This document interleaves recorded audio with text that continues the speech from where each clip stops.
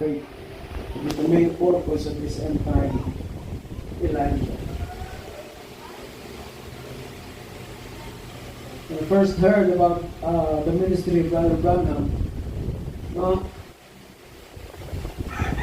I heard, I understood na he is the one used by God for this specific ministry. Hindi ako basta-basta nag-give lang.